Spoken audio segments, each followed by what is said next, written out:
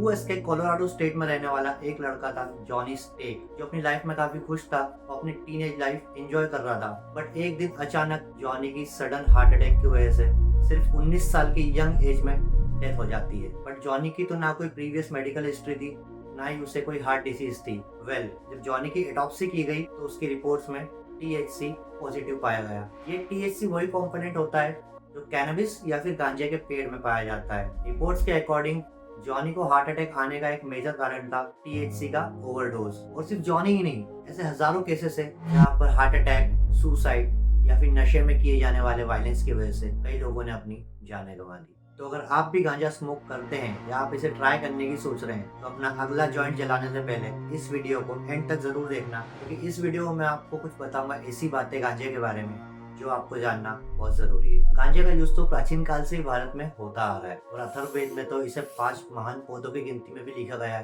Because of its medical benefits. लेकिन वक्त गुजरने के साथ साथ गांजे के पर्पस ऑफ यूज में भी काफी चेंज आ गया है। इसका एक्सेस किसी भी आम आदमी के पास होने की वजह से गलत उपयोग ज्यादा होने लगा, मतलब मेडिसिन की तरह इसका कम उपयोग होने लगा और नशे के लिए इसे लोग ज्यादा यूज करने लगे। इसीलिए 1985 में राजीव गांधी गवर्नमेंट NDPS यानी narcotic drug and psychotropic substance act लेकर आई, जिसकी वजह से गांजे के साइको एक्टिव नेचर होने की वजह से गांजे पर बैन लग गया। लेकिन दुनिया भर के काफी देशों में अब भी गांजा लीगल है, जैसे कि 2013 में उरुग्वे वो पहली कंट्री थी जिसने गांजे को रिक्रिएशनल और मेडिकल दोनों पर्पसेस के लिए पब्लिकली लीगल कर दिया। उसके बाद फिर देखते देखते south Africa, Mexico, Canada, Jamaica, Georgia, Netherlands और भी 20 से ज्यादा कंट्रीज ने इसे पब्लिकली लीगल कर दिया कुछ लिमिटेशंस के साथ। लेकिन इंडिया में इलीगल होने के बाद भी 2018 में दिल्ली और मुंबई 38.2 टन और 32.4 टन गांजा कंज्यूम करके वर्ल्ड हाईएस्ट कंज्यूमर रह चुके हैं। But due to high population हमारे देश में अभी भी सिर्फ 2.83% की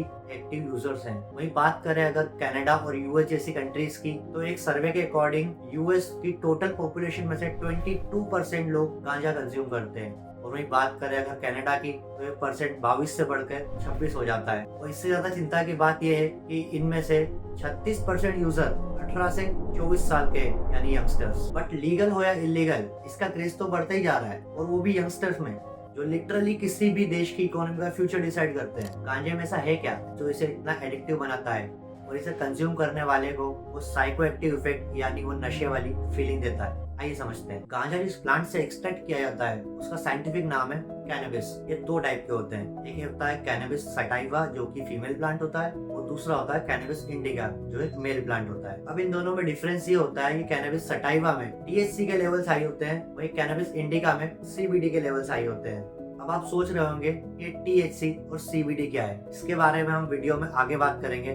बट अभी के लिए सिर्फ इतना जान लीजिए कि THC नशे के लिए जिम्मेदार होता है और CBD मेडिकल कंडीशंस को ट्रीट करने के लिए। कैनबिस सटाइवा में THC का लेवल हाई होने की वजह से इसका यूज रिक्रिएशनल पर्पस के लिए ज्यादा किया जाता है। ये है कैनबिस सटाइवा प्लांट, और इसके फ्लावर बर्ड्स को सुखाकर बनाया जाता है गांजा, और इसके लीव्स और सीड्स को पीस कर बनाई जाती है भांग, और इस पौधे से निकलने वाले रेजिन यानी चिपचिपा पदार्थ से बनता है चरस। चरस में THC लेवल गांजे से भी ज्यादा हाई होता है, और चरस ही वो ड्रग है जिसके ओवर यूज की वजह से हनी सिंह जैसे बड़े आर्टिस्ट के करियर पर भी ब्रेक लग गया था। Anyways, back to the topic. जब कोई गांजा स्मोक करता है तो उससे निकलने वाले धुएं में होते हैं 540 से ज्यादा केमिकल कंपाउंड्स, और इन केमिकल्स में से मोर देन हंड्रेड्स होते हैं कैनाबिनॉइड्स, और इन 100 से ज्यादा कैनाबिनॉइड्स में होते हैं वो 2 कैनाबिनॉइड्स जो इस प्लांट को इतना अलग बनाते हैं। और यही वो 2 कैनाबिनॉइड हैं, डेल्टा-9 टेट्राहाइड्रो कैनाबिनॉल और कैनाबिडियोल, यानी THC एंड CBD। तो जैसा कि आपको पता है THC जिम्मेदार होता है हमें वो नशे वाली, मतलब वो हाई फील देने के लिए।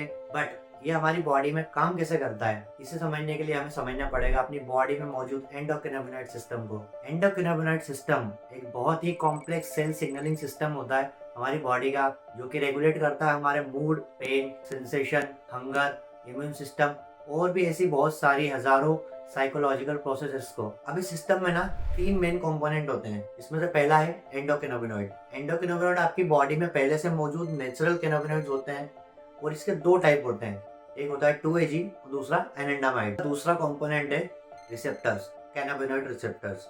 ये मेनली 2 टाइप के होते हैं, CB1 receptor and CB2 receptor. तो ये दोनों आपकी बॉडी में ओवरऑल सब जगह पाए जाते हैं, बट मेनली ज्यादा क्वांटिटी में आपके ब्रेन और आपके सेंट्रल नर्वस सिस्टम में होता है। इस सिस्टम का तीसरा और आखिरी कंपोनेंट होता है एंजाइम। ये भी दो तरह के होते हैं। पहला होता है FAAH जो ब्रेक डाउन करता है एनेंडामाइड को। दूसरा एंजाइम है MAGL जो कि ब्रेक डाउन करता है 2AG को। तो अब ये सिस्टम काम कैसे करता है? जब भी आपकी बॉडी किसी तरह के पेन, टेंशन या फिर साइकोलॉजिकल इम्बैलेंस से गुजरती है तो नेचुरली कैनाबिनॉइड्स आपकी बॉडी में प्रोड्यूस होते हैं। इन्हें कहते हैं एंडोकैनाबिनॉइड्स। और ये एंडोकैनाबिनॉइड्स CB1 और CB2 रिसेप्टर्स पर जाके खुद को बाइंड कर लेते हैं। तो ब्रेन को एक सिग्नल भेजते हैं जिससे ब्रेन को पता चलता है बॉडी में होने वाले इम्बैलेंस के बारे में। और ब्रेन इसके रिस्पॉन्स में एक कॉम्बिनेशन ऑफ हॉर्मोन्स रिलीज करता है जिसकी वजह से बॉडी में फिर से एक बैलेंस वाली स्टेट बनने लगती है। और एक बार ये बैलेंस वापस बन जाने पर आपकी बॉडी एंजाइम्स रिलीज करती है FAAH और MAGL जो दोनों एंडोकैनाबिनॉइड एनेंडामाइड और 2AG को ब्रेक डाउन कर देते हैं ताकि ये बैलेंस बनाने की प्रोसेस रोकी जा सके। तो अब ये THC क्या करता है ना, जब भी हम गांजा कंज्यूम करते हैं तो उससे हमारी बॉडी में एंटर करने के बाद में THC हमारी बॉडी में पहले से मौजूद कैनाबिनॉइड एनेंडामाइड की नकल करता है और CB1 रिसेप्टर पे जाके खुद को बाइंड कर लेता है। और बाइंड करने के बाद ये ब्रेन को एक झूठी खबर भेजता है कि हमारी बॉडी में एक इम्बैलेंस हो गया है, जिसके रिस्पॉन्स में ब्रेन हमारी बॉडी में बहुत सारे हार्मोन्स रिलीज करता है। बट बॉडी में तो पहले से ही बैलेंस है और इतने सारे हार्मोन्स के रिलीज होने की वजह से बॉडी में फिर से एक इम्बैलेंस हो जाता है हार्मोन्स के ओवरडोज की वजह से। और इस हार्मोन्स के ओवरडोज की वजह से ही हमें वो हाई वाली मतलब नशे वाली फील होती है। इन्हीं हार्मोन्स के डिफरेंट कॉम्बिनेशन की वजह से गांजा कंज्यूम करने वाले हर इंसान का एक्सपीरियंस एक जैसा नहीं होता और इन्हीं अलग अलग एक्सपीरियंस को डिवाइड किया जाता है गुड ट्रिप और बैड ट्रिप में। एक तरफ गुड ट्रिप में जब किसी को काफी काम एंड रिलैक्स फील होता है, वहीं बैड ट्रिप में किसी को घबराहट और एंजाइटी फील होती है। ये घबराहट और एंजाइटी फील होने का कारण होता है हार्ट रेट और ब्लड प्रेशर का काफी बढ़ जाना और इसी की वजह से हार्ट अटैक का खतरा भी होता है। जॉनी स्टेक की मौत का भी इसी बैड ट्रिप का एक्सट्रीम हो जाना ही कारण था। या कोई इंसान जो किसी मेंटल डिफिकल्टी या किसी साइकोलॉजिकल प्रॉब्लम का सामना कर रहा है, वो अगर गांजा कंज्यूम कर लेता है तो उसका सुसाइड करने का रिस्क 52% से